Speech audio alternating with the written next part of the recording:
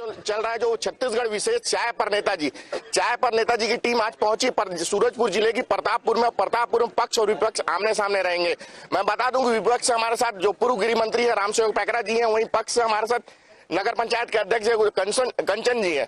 आगे के संवाद के लिए मैं जो सरगुजा संभाग के जो अनुज जैन जी उनको बुलाता हूँ, डायरेक्ट संवाद करेंगे और पक्ष विपक्ष से जानने की कोशिश करेंगे और आम लोगों से भी बात करेंगे कि आखिर यहाँ की जो जमीनी मुद्दे हैं, वो जमीनी मुद्दों का विषय, अगर शासन की योजनाओं का जो लाभ है, शासन की योजनाओं का लाभ लोगों तक पहुंच पा रहा है कि नहीं पहुंच पा रहा है। अगर पहुंच रहा है तो ठीक है, नहीं पहुंच पा रहा है तो कहाँ दिक्कतें आ रही है। तो मैं अरुण जैन जी को बुलाना चाहूंगा आगे के संवाद के लिए। धन्यवाद चंद्रशेखर जी। आज प्रतापपुर की इस पावन धरा पर चाय पर नेताजी की चर्चा शुरू होने जा रही है, जहां पर हमारे साथ कांग्रेस और भाजपा दोनों से आए हुए प्रतिनिधि हैं। हम कांग्रेस के प्रतिनिधि कंचन जायसवाल जी के पास, कंचन सोनी जी के पास हम आ रहे हैं सबसे पहले, और इनसे जानना चाहेंगे कि नगर पंचायत में क्या क्या विकास हुए हैं अभी तक। जी कंचन जी। नगर पंचायत में देखिए 15 साल से विकास जो रुका था, उस विकास की गति को तेज करते हुए हमने पूरे अभी कोरोना काल, हम लोग का कार्यकाल केवल 2 साल 2 माह का हुआ है, इसमें हमने 550 लोग का राशन कार्ड, जो गरीब लोग हैं वो 10 साल से भटक रहे थे, 550 लोग का राशन कार्ड बनवाए हैं। अभी 350 लोग का आवास, और इससे पहले 200 लोग का आवास पास कराए। बीजेपी का कार्यकाल में गवर्नमेंट बीजेपी का योजना बीजेपी का था, लेकिन अब गरीब लोग का घर नहीं बन पाया था। अभी 150 आवास पास हुआ है, जिसमें सारे गरीब लोग हैं और सबका कार्य चालू है। प्रतापपुर नगर पंचायत में मंत्री जी के द्वारा हाई मार्क्स लाइट 12 नग, जिसका लागत 1 का 8 लाख है, 12 फाउंडेशन हो चुका है। बाईपास रोड के लिए 18 करोड़ रुपया पास करा दिया गया है, टेंडर लगा है। ऑटोटेरियम 3 करोड़ का ऑटोटेरियम पास करा दिया गया है, टेंडर लगा है। 1 करोड़ रुपया जो दिग्विजय सिंह के जमाना से जो कॉलेज में 1 रुपया इन लोग 15 साल में नहीं खर्चा किए, अभी फिर मंत्री जी बने हैं तो 1 करोड़ रुपया अतिरिक्त रूम के लिए दिए हैं। इंग्लिश मीडियम स्कूल खुलवाए हैं, उसके बाद इंग्लिश मीडियम स्कूल में बच्चे बढ़ जाने के से उसमें 40 लाख रुपया का और अतिरिक्त रूम बनवा रहे हैं। प्राथमिक शाला कन्या स्कूल में 30 लाख रुपया दिया गया है बजट, बाउंड्री वॉल के लिए, शौचालय के लिए और अतिरिक्त रूम के लिए। फिर अपना मंदिर के सामने कन्या स्कूल है, उसमें 30 लाख रुपया का दिया गया है। सभी मंदिरों का जो निर्धारण के लिए 15 साल में केवल 5 लाख प्रतापपुर को और 3 लाख रुपया शिवपुर मंदिर को मिला था हमारे मंत्री जी के द्वारा 1 करोड़ रुपया। चलिए इसमें विपक्ष का पक्ष जान लेते हैं। हमारे साथ मौजूद हैं पूर्व गृह मंत्री जी रामसेवक पैकरा जी। जी, तमाम तरह की बताई जा रही है कि नगर पंचायत क्षेत्र में तमाम तरह के कार्य हो रहे हैं और विकास हो रहा है, क्या कहना आपका? देखिए 15 सालों में गांव, गरीब, किसान, मजदूर और नगर से लेकर के शहर तक का विकास भाजपा के शासन में हुआ। ये तो सिर्फ एक रेगुलर बजट के माध्यम से काम कर रहे हैं, लेकिन शुरुआत तो हमारी सरकार ने किया था। जितने भी रोड में सीसी रोड देखोगे नगर पंचायत के क्षेत्रों में, नगर निगम के क्षेत्रों में, रोडों का निर्माण और नालियों का निर्माण, जितने पक्की रोड, ये तो अभी 2 साल हुए हैं इनके सरकार में। नगर पंचायत का अध्यक्ष बने 3 साल माननीय परमसा जी को यहाँ पर मंत्री हैं।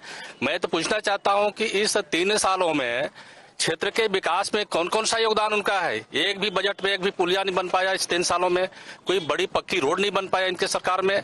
तो आज ये विकास का ढिंढोरा तो सिर्फ कागजों में दिखाई दे रहा है। आपका यहाँ से घाट पंडारी से लेकर के पूरा जो है गोंदा तक रोज चक्का जाम हो रहा है। इनके पास मरम्मत के लिए पैसा नहीं हुआ 3 साल में। ये स्थिति है सरकार का। अगर मैं देखूं कि विकास की बात कर रहे हैं तो सिर्फ घोटाला का विकास हुआ है। बालू घोटाला, भालू, अगर इस प्रदेश का, इस संभाग के, इस जिले के, इस क्षेत्र का बालू जा रहा है, यही इनका विकास है क्या? आपके गन्ना क्षेत्र में जो घोटाले हो रहे हैं, जहाँ पर जो है गन्ना किसानों को जो टोकन में भी पैसा लिया जा रहा है, यही विकास है क्या? ये आम जनता त्रस्त हो चुकी है। किसान के धान खरीदी नहीं गई ठीक से, इनको बोरा उपलब्ध नहीं कराया गया, ये उपलब्धि है क्या? इसलिए ये नरुआ, गरुआ, घुरुआ बाड़ी छत्तीसगढ़ के 4 चिन्हारी बाहर है। नरुआ का मतलब नाला होता है, नदी होता है, उस नदी और नाले का बालू समाप्त हो गया, ये घोटाला। चलिए इस पे अपन और भी शासन की योजनाएं हैं जिन पर चर्चा कर लें। शासन की योजना चल रही राजीव गांधी किसान योजना एवं अन्य भी कई तरह की योजनाएं, गौठाने हैं, गोधन योजना है। गोधन योजना के साथ ही आपके कई तरह की और भी चल रही है, महिलाओं के सशक्तिकरण पर बातें हो रही। क्या लगता है यहाँ पर ऐसे विकास हुए हैं? विकास कार्य तो चल ही रहे हैं अपने हिसाब से, जनपद में भी चल रहा है, नगर पंचायत में भी चल रहा है, और जो शासन पर अपने राज्य शासन की जो योजनाएं आ रही हैं उसको जनता तक पहुंचाने का काम हम लोग अपने स्तर से कर रहे हैं। मनरेगा में क्या लगता है, मनरेगा में यहाँ पर जो ग्रामीण अंचल के क्षेत्र के लोग हैं, मनरेगा में किस तरह का लाभ मिल पा रहा है, मजदूरों को उतना काम मिल पा रहा है? देखिए, महात्मा गांधी राष्ट्रीय रोजगार गारंटी योजना जब से इस देश में लागू हुई है, ये देश का पहला ऐसा कानून है जिसमें प्रत्येक वर्ष 5 करोड़ लोगों को रोजगार मिलता है। उसमें हमारा प्रतापपुर विकास खंड भी है। इसमें मनरेगा के माध्यम से लोगों को कुआं मिला है, तालाब मिला है, डबरी मिला है, रोड मिला है, पुल मिला है, पुलिया मिला है, स्टाफ डैम, जिसके माध्यम से आज किसान खुशहाल है। कुआं जिनका स्वीकृत हुआ है, कुआं के माध्यम से सिंचाई किया जा रहा है, उनका खेती का रकबा बढ़ा है और लोगों को पीने के लिए पानी मिल रहा है। और डबरी के माध्यम से लोग अपने डबरी में मछली पालन कर रहे हैं, जिससे उनके आय में बढ़ोतरी हो रही है।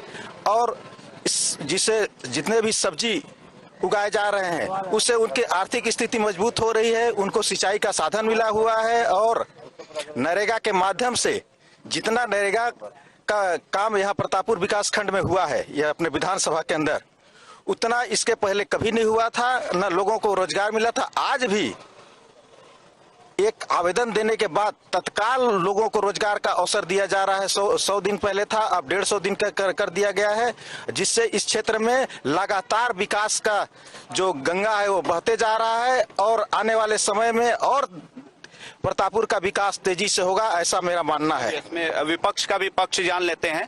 क्या लगता है, मनरेगा में कितना काम हो रहा है और मनरेगा से कितने मजदूरों को रोजगार मिल रहा है और किस तरह के?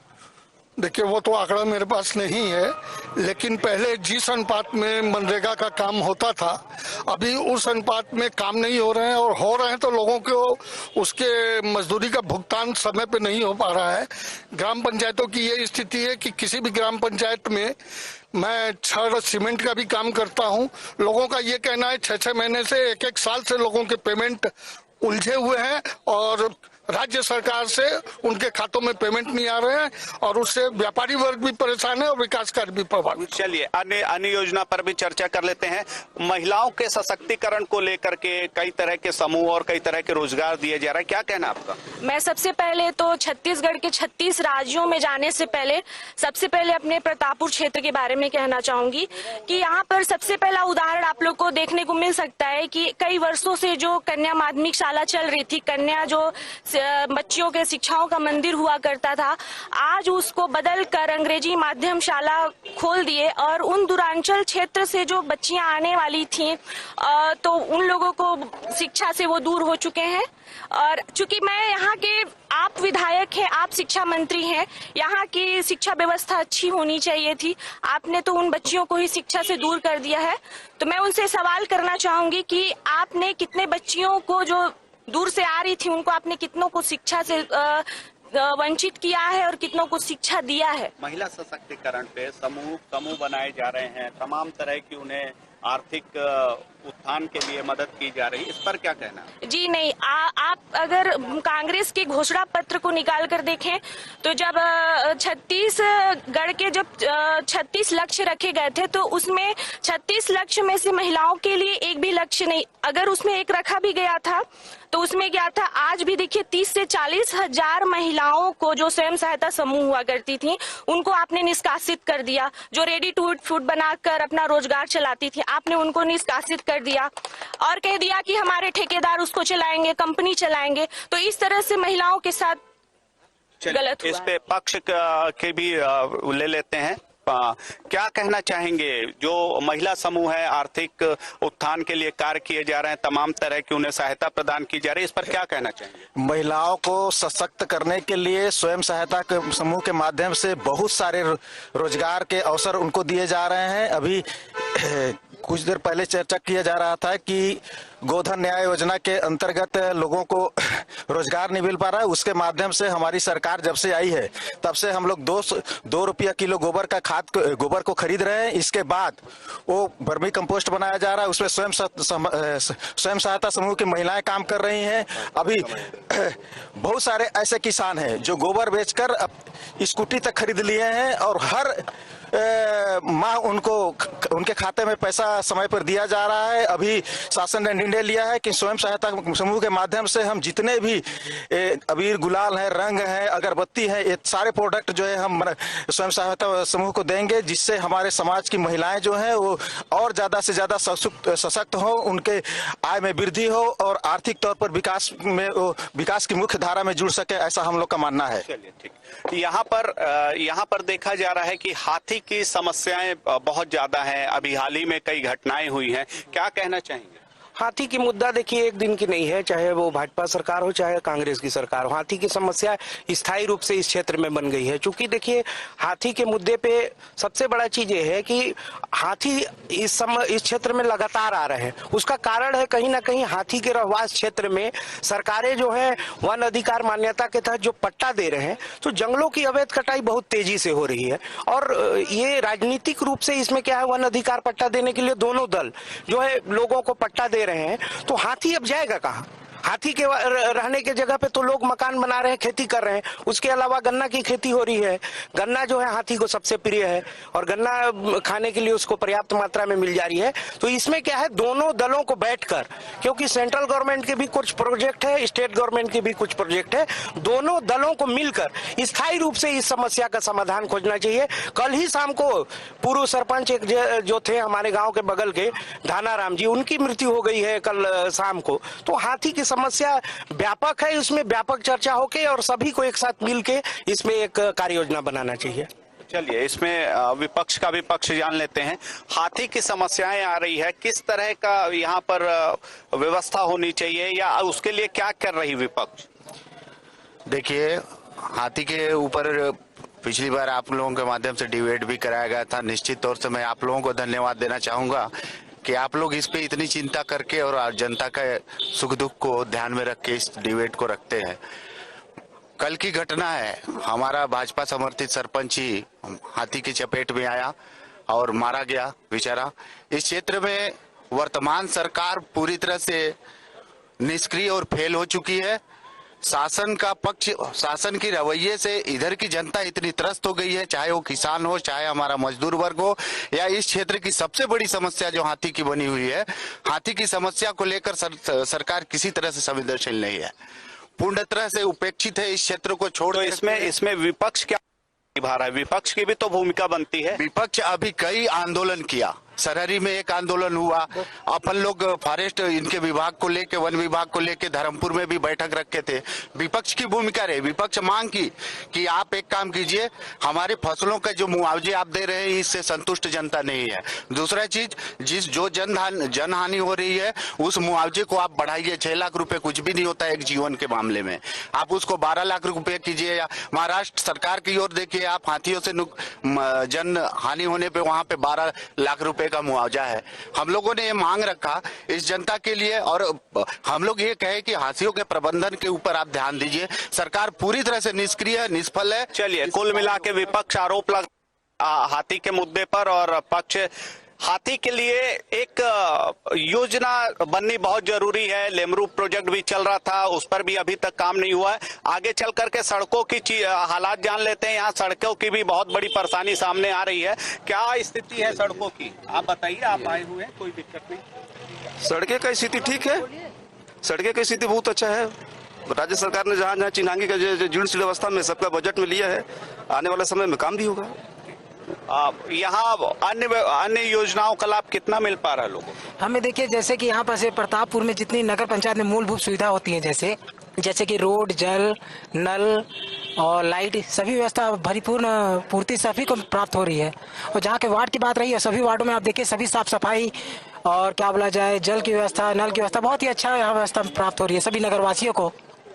मतलब विकास को लेकर संतुष्ट हैं आप? जी, विकास को लेकर तो मैं पूर्ण रूप से संतुष्ट हूँ और मेरे साथ साथ पूरी प्रतापपुर की जनता भी संतुष्ट है इस कार्य से, इस कार्य से, ऐसा मैं मानता हूँ, ऐसा मैं समझता हूँ। जैसे मैं सभी लोग से मिलता जुलता हूँ, सभी की राय जानता हूँ, तो उनकी राय जैसे मुझे मिलती है तो मैं पूर्ण विश्वास करता हूँ कि सभी कोई संतुष्ट है इस कार्य से, नगर पंचायत के कार्य से।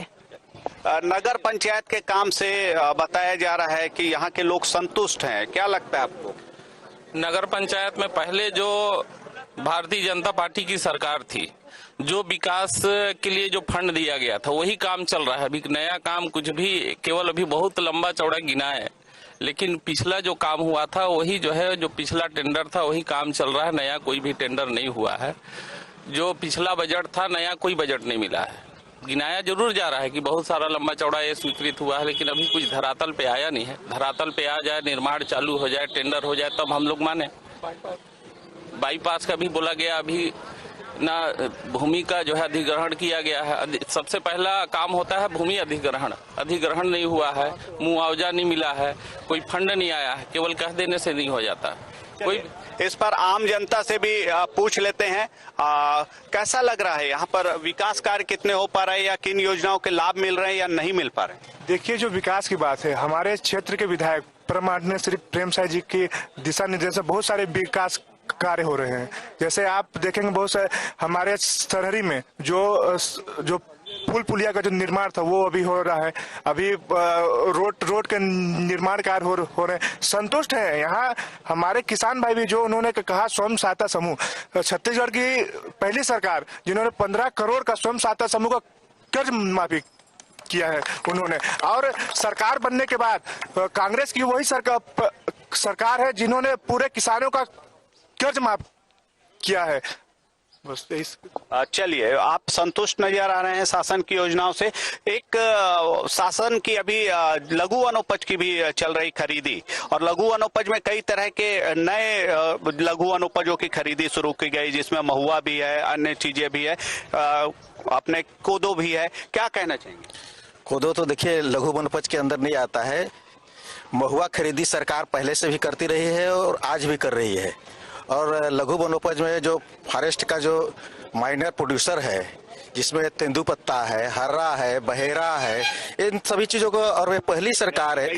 हाँ, 450 रुपया मानिक बोरा के हिसाब से हमारी जब से सरकार बनी है तब से खरीदी हो रही है। इतना राशि की खरीदी किसी भी प्रदेश में तेंदुपत्ता का नहीं किया जा रहा है जितना यहाँ किया जा रहा है।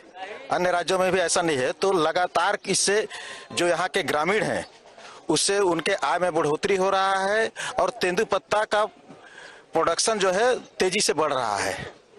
यहाँ गार्डन और नाली को लेकर के, और जो प्रकाश की व्यवस्था है, लाइट वगैरह की, उसको लेकर के बहुत सारी चर्चाएं हो रही थी। कई जगह ऐसी सुविधा नहीं मिल पा रही थी। क्या इस पर काम होगा या क्या कार्य योजना है? वो तो यहाँ की जनता बताएगी ना। जनता से बात कीजिए आप कि पहले जो व्यवस्था था अभी व्यवस्था है, वो पहले से बेहतर व्यवस्था है कि अभी खराब व्यवस्था है।